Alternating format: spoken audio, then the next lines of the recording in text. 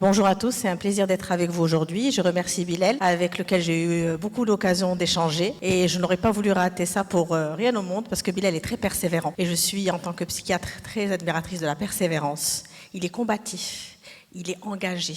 Et ça, ce sont des valeurs qu'on ne retrouve plus. Il est responsable également. Et ce sont des choses qui sont extrêmement importantes et dont on va parler aujourd'hui. Tout à l'heure, Madame a parlé de citoyenneté, Madame Mansouri. Et donc l'engagement citoyen est à la base même aujourd'hui du leadership chez les jeunes. Dans quel sens? Dans le sens où, en projection, qu'est-ce que vous voulez devenir? Il y a plein de jeunes aujourd'hui, c'est extraordinaire. Est-ce que vous voulez devenir influenceur ou influent? La grande différence aujourd'hui, que veut-on dire par influenceur ou influent, alors qu'on va parler de leadership en postmodernité et comment le construire quand on est jeune? Aujourd'hui, la verticalité dans le leadership n'est plus d'actualité. C'est-à-dire on ne vient pas pour montrer comment construire, on doit expliquer le pourquoi. Les jeunes d'aujourd'hui ont besoin de savoir pourquoi, ils ont besoin de savoir comment s'adapter, et ils ont besoin de sens. Parce qu'on est dans une époque de postmodernité où tout est extrêmement rapide. Tout est extrêmement présent, tout est extrêmement, on va dire que la dopamine, qui est le neurotransmetteur du plaisir, est en permanence sollicitée. En permanence, nous voulons tout de suite, maintenant et de manière rapide. Donc, nous nourrissons notre intolérance à la frustration. Or, le leadership, il est dans la construction, il est dans la persévérance, il est dans la responsabilité, il est dans l'engagement, il est dans les échecs. Il est dans la résilience. Et c'est avec ça que vous allez pouvoir construire et influer sur votre environnement et pouvoir grandir avec les autres. Alors moi, je suis psychiatre, donc toute une histoire. Psychiatre, je travaille beaucoup avec les jeunes. Et donc en psychiatrie sociale, nous savons qu'il y a un changement sociétal important et que le facteur majeur aujourd'hui, avec l'économie digitale, avec les changements climatiques, avec l'intelligence artificielle, avec les crises géopolitiques, on ne sait même pas, est-ce que vous savez quel métier on pourra exercer dans 20 ou 30 ans? On a besoin de diplômes, on a besoin d'expertise, Madame l'a dit. Mais avec les diplômes et l'expertise, on a besoin de compétences. Et une fois qu'on a la compétence, on a besoin d'adaptabilité de ces compétences. C'est-à-dire de pouvoir, comme l'a dit Darwin, il a dit la sélection naturelle se fait facilement. Ce n'est pas la personne la plus intelligente qui va réussir dans la vie, ce n'est pas la personne la plus compétente qui va réussir dans la vie, c'est celle qui est intelligente et compétente et qui a un facteur d'adaptabilité, qui peut s'adapter en toutes circonstances et pouvoir à ce moment-là avoir la résilience de changer entre différents vases communicants. Dans 20 ou 30 ans, avec l'intelligence artificielle, on ne sait pas si ce sont les mêmes compétences. Parce qu'on pourra avoir des rapports tout prêts par l'intelligence artificielle. On va pouvoir vous faire des fiches techniques toutes prêtes. Mais est-ce qu'on va penser à votre place? Est-ce qu'on va analyser à votre place? Est-ce qu'on va tout vous servir comme on le voit avec l'information, hein? Vous avez vu une vidéo virale, ça dure 24 heures. Un influenceur est au sommet, qu'il y en a déjà un autre qui montre et l'autre est en train de descendre. Donc, entre influent et influenceur, quelle est la différence? Celui qui influence, c'est celui qui va pouvoir construire un leadership dans l'horizontalité, c'est-à-dire pouvoir mener avec lui un groupe pour une entreprise, pour construire un projet, dans un cadre associatif, dans un cadre de citoyenneté, d'avancée, un leadership aussi à l'échelle continentale. Aujourd'hui, le Maroc a un leadership à l'échelle continentale et chacun de vous, et j'envie votre jeunesse, a la possibilité de pouvoir se projeter dans ce leadership continental. Chacun, d'abord, en commençant par un leadership personnel. Et là, je vais revenir un peu à mon métier de base. Quel est le leadership personnel? On ne peut pas dire qu'on va pouvoir être influent sur une communauté, pouvoir construire avec une communauté, pouvoir construire des choses et pouvoir être leader auprès d'un groupe qui nous a choisis. Parce qu'aujourd'hui, le leadership, il ne s'impose pas. Grâce au sens, il se choisit. Il y a un sociologue très intéressant, Viktor Frankl, qui a dit, vous savez, quand vous avez le pourquoi, vous pouvez subir tous les comment. Parce que la persévérance va se mettre en place.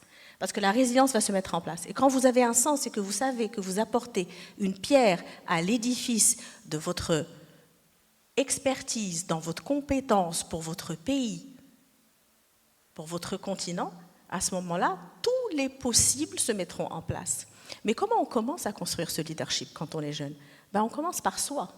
C'est d'abord pouvoir éteindre son téléphone, pouvoir avoir de la discipline, pouvoir lire un livre jusqu'au bout, pouvoir se mettre des limites, pouvoir gérer ses émotions, pouvoir gérer son impulsivité. Et ça a un côté neurobiologique. Alors, c'est un côté neurobiologique dans le sens où vous avez deux systèmes, pour être très simple, qui vont être majeurs et qui vont venir. Vous avez le système limbique, celui qu'on aime bien, donc c'est le cerveau reptilien, c'est celui des loisirs, c'est celui des plaisirs, c'est celui de l'impulsivité, c'est celui de la prise de décision rapide, d'accord, et celui de l'intolérance à la frustration. Parce qu'on n'a pas envie d'échouer, on n'a pas envie d'attendre, on a envie de tout faire tout de suite ici et maintenant. Ce qui ne construit pas l'estime de soi sur le long terme. Ce qui construit l'estime de soi, c'est de pouvoir tomber, se relever, parce qu'on se relève plus fort. Et ce n'est pas un adage. Maintenant, si on reprend quel est ce leadership sur soi, de pouvoir se mettre de la discipline, nous avons un cortex préfrontal. Alors, le cortex préfrontal, avec l'âge, il se développe et on met de la distance avec l'émotion pour ne pas être impulsif. Maintenant, quand on est jeune, ce cortex préfrontal, il faut l'entraîner. Si vous avez du talent, beaucoup de talent, et qu'il n'y a pas de travail, ça se transforme en frustration.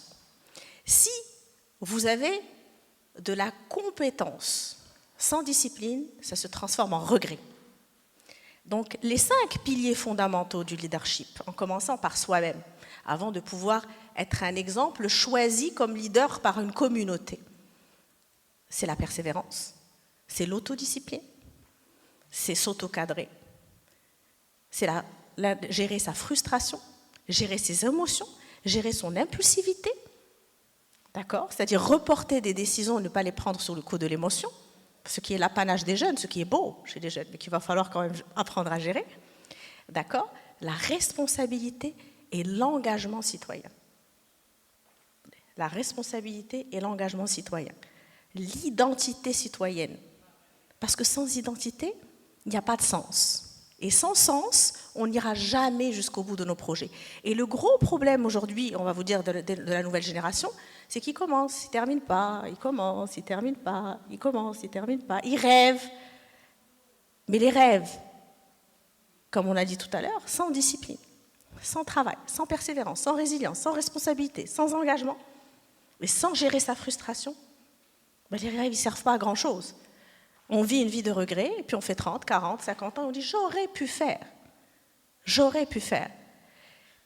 Ces piliers-là, rien ne peut vous les enlever dans le leadership de demain. Même s'il y a l'intelligence artificielle, même si une économie digitale se met en place, même si on gère beaucoup de choses pour vous, ces valeurs humaines-là, on ne peut pas, l'intelligence artificielle ne peut pas vous les donner. Elle ne peut pas vous les prendre. Elle ne peut pas. Elle peut résumer vos idées, mais elle ne peut pas vous générer vos idées. Elle peut faciliter votre travail, elle peut vous faire gagner du temps, mais elle ne peut pas gérer votre temps. Donc si les jeunes aujourd'hui doivent mettre en place un leadership personnel afin de devenir les leaders de demain, c'est d'abord de pouvoir mettre en place ces choses-là, afin de pouvoir faire partie de la sélection naturelle qui fait que l'adaptabilité dans le monde de demain fera qu'ils pourront faire absolument tout et changer de métier. Vous avez vu que les métiers sont très changeants. On n'est plus... Alors il y a 25 ans, avec l'ancienne génération, comment ça se passait ? On vivait dans une communauté, on se comparait aux voisins, d'accord ? En fonction de sa culture, dans son environnement. On se projetait dans un travail, on se projetait dans une pérennité familiale. Et c'est comme ça que ça se passait. Aujourd'hui, nous avons des plaisirs à la carte. Nous avons des avenirs à la carte, nous avons des métiers à la carte, et en permanence, nous avons envie de changer de peau. En permanence, nous avons envie de muer. En permanence, on nous dit, mais non, ces vies construites sur les réseaux sociaux, c'est comme ça qu'il faut vivre.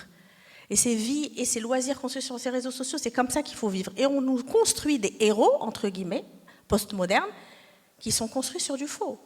Parce qu'il n'y a pas de héros qui, du jour au lendemain, vont tomber du ciel et ils vont faire de l'argent, avoir de la popularité et de la célébrité. Comme ça, venu de nulle part. Ou alors, c'est le meilleur moyen de faire le pic de dopamine. Alors, le pic de dopamine, l'hormone du plaisir, il est très traître. Parce que celui qui vous maintient et qui permet d'avoir le moins d'anxiété, you talk about anxiety, c'est la sérotonine. Alors, comment nourrir sa sérotonine ? Sa sérotonine, qui est l'hormone du bonheur, c'est quelque chose qui prend du temps, qui fait partie des projets de la persévérance, de la construction, du rêve projeté. Et du travail. Quelle est la difficulté ? Quand vous appuyez en permanence et que vous pianotez sur vos téléphones ou sur vos tablettes, etc., il y a un pic de dopamine à chaque fois. Quand vous voulez manger, que vous n'avez pas le temps d'attendre, que vous commandez, que vous pouvez avoir tout ici et maintenant, rapidement être livré, il y a un pic de dopamine, d'accord? Mais vous ne bougez pas de votre place. On est d'accord? Quand vous pianotez sur ChatGPT ou sur Claude pour avoir vos fiches de travail, c'est très bien, il va falloir les travailler quand même. Il y a aussi un système de récompense, j'ai gagné du temps. Mais vous agissez en handicapés sociaux. Parce que nous n'allons pas vers l'information, l'information, elle vient vers nous. Elle vient vers nous et on ne cherche pas plus à l'analyser ou à choisir. Donc le choix en fonction du sens de l'information, c'est ce qui va faire la personne. Qu'est-ce qui fera la différence entre le leader vertical qui est désuet, dont on ne veut plus entendre parler dans la nouvelle génération, le leader horizontal qu'on va suivre? Pourquoi on va le suivre? D'abord parce qu'il n'est pas parfait. On n'a pas besoin de personnes parfaites. On a besoin de personnes qu'on peut suivre et qui nous ressemblent. On a besoin de personnes persévérantes. On a besoin de personnes qui sont en miroir de ce qu'on peut construire pour pouvoir les suivre. On a besoin de personnes authentiques. On a besoin d'une histoire, on a besoin d'un engagement et on a besoin d'une vision. Ce que nous avons aujourd'hui au Maroc. Nous avons un leader, nous avons un roi visionnaire, Lansoro, nous avons un pays qui est leader dans son continent, mais aussi qui prend sa place dans le monde, on l'a vu, et nous avons du leadership dans différents domaines. Nous avons besoin de sportifs, nous avons besoin d'artistes, nous avons besoin d'ingénieurs, nous avons besoin de médecins, nous avons besoin de personnes compétentes en technologie, mais qui vont se projeter autrement. C'est-à-dire nous ne manquons pas d'intelligence et de compétences, nous ne manquons pas d'expertise et nous avons la vision. Comment apporter sa pierre à l'édifice? Ça commence par soi. Car je ne peux pas être leader sans pouvoir me cadrer moi-même. Comment je vais cadrer et mener une équipe si moi-même je n'arrive pas à me gérer? Ça, c'est le gros souci, parce que nous rêvons tous d'être leaders. Mais l'exemplarité en est le symbole premier. C'est-à-dire, je commence, quand je veux que mon équipe suive et qu'on puisse construire et faire des choses ensemble, que ce soit une entreprise, que ce soit un projet associatif, que ce soit un projet cinématographique. J'ai mon ami qui est là. Il va falloir être le premier à se lever. Il va falloir être le premier à être présent sur le plateau, n'est-ce pas, Hicham? Il va falloir être le dernier à se coucher. C'est la réalité, à être celui qui est présent sur tout. Et en plus, il va falloir gérer l'humain. C'est-à-dire, il va falloir accueillir les frustrations, accueillir les doléances, pouvoir gérer je ne veux pas dire je vais pas répéter le mot frustration, mais plutôt gérer les doutes de chacun, et pouvoir insuffler l'espoir et la projection. Et pour ça, il faut commencer par soi, il faut y croire, même quand, soi-disant, on ne peut pas y croire. C'est extrêmement important. Et qu'est-ce qui fait qu'aujourd'hui c'est très difficile d'y croire? C'est que nous avons plusieurs rêves. Par contre, la persévérance, l'engagement, la responsabilité, la capacité à mener le rêve jusqu'au bout, surtout quand vous avez des rêves qui poussent à tout bout champ sur les réseaux sociaux et un peu partout sur votre écran, c'est très difficile. Parce que nous sommes dans une société liquide. Une société liquide. On n'est plus dans des choses solides et cadrées. On est dans une société mouvante qui est liquide. On doit s'adapter beaucoup plus rapidement que les choses, on met des choses en place et puis très rapidement ça change. Donc il faut aller avec le mouvement. Alors dans une société liquide, c'est l'intelligence émotionnelle qui va ressortir. L'intelligence émotionnelle, comment elle se développe? Par les contacts sociaux. Alors si on est dans le contact asocial en permanence et qu'on est dans un avatar en permanence ou derrière des écrans ou derrière des réseaux sociaux ou à fuir le réel contact humain, à ce moment-là, ça devient extrêmement difficile de pouvoir réellement trouver sa place et de pouvoir avoir cette adaptabilité qui fait la projection du leadership de demain. Donc si je vous repose la question, je ne sais pas si quelqu'un va pouvoir y répondre, Bilal peut-être, quels seront les métiers de demain? Parce qu'aujourd'hui, qu'est-ce qu'on fait en tant que parent? Je suis parent moi-même. On vous demande de réussir. Mais on vous demande de réussir dans un monde, dans 25 ans, on ne sait pas comment il va fonctionner. Donc on ne sait pas dans quoi on vous demande de réussir. Donc on fait en sorte que vous ayez des compétences, que les diplômes, c'est très important. Moi, je viens de l'école de médecine marocaine, donc de l'université de Casablanca, et je suis une fervente, des études. Les études, c'est extrêmement important. C'est un socle. C'est ce qui va permettre de bâtir des piliers, c'est ce qui va permettre la mouvance. Maintenant, des études de médecine, des études de psychiatrie, c'est quand même 14 ans d'études ou d'addictologie, n'empêche pas de continuer à acquérir d'autres sortes de compétences. Parce qu'à un moment, vous dites, mais oui, mais ok, mais c'est pas assez.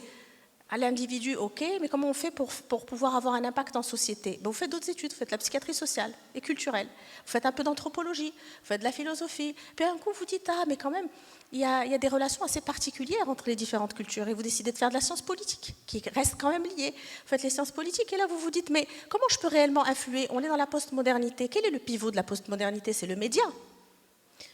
Et donc, vous vous retrouvez CEO d'un journal. C'est la mouvance de pouvoir changer parce que vous avez un sens à chercher. Et quand vous avez ce sens, c'est ce que je disais tout à l'heure, à ce moment-là, les comment, quand vous avez le pourquoi, tous les comment que vous allez subir avec les difficultés ne vont pas devenir des difficultés, mais au contraire, vont devenir un moyen de pouvoir monter les marches. C'est une ascension, c'est le chemin qui est important. Et il y a quelque chose d'extrêmement intéressant. Il y a un grand philosophe qui s'appelle Schopenhauer qui disait ça. Il disait ce qui est important, ce n'est pas le but auquel vous arrivez, c'est le chemin que vous faites. J'imagine que comme vous êtes à l'université, la condition humaine, c'est un classique de Malraux. Et vous avez un personnage extraordinaire qui s'appelle Gisors, qui était le vieux sage, qui leur dit, mais il a fallu 65 ans pour faire un homme. 65 ans de douleur, 65 ans d'échecs, de réussite, de pleurs, de rire et de tant de choses. Et quand enfin cet homme est fait, il n'est plus bon qu'à mourir. C'est extraordinaire. On ne peut pas se dire, je vais réussir demain, je vais faire de l'argent, je vais être influenceur, et puis j'aurai réussi, j'aurai eu la popularité que je veux. Mais quelle tristesse! Mais quelle tristesse! Pas de chemin, pas de rêve, pas d'embûche, pas de gestion de frustration, pas de gestion d'émotion. Pas d'échec, parce que quand vous avez un échec, c'est pour une réussite meilleure, parce que vous en sortez avec résilient, avec plus de capacité et avec de la maturité. Si nous n'avons pas toutes ces choses-là, le chemin devient triste, l'anxiété augmente, l'estime de soi baisse. Et à ce moment-là, qu'est-ce qu'on fait? On passe son temps à se comparer en rêvant de ces personnes qui sont sur les réseaux sociaux, en se disant « j'aurais pu être cette personne ». Mais qu'est-ce que vous savez de cette personne? Vous n'en savez absolument rien. Sur les réseaux sociaux, il n'y a pas que des personnes qui ont...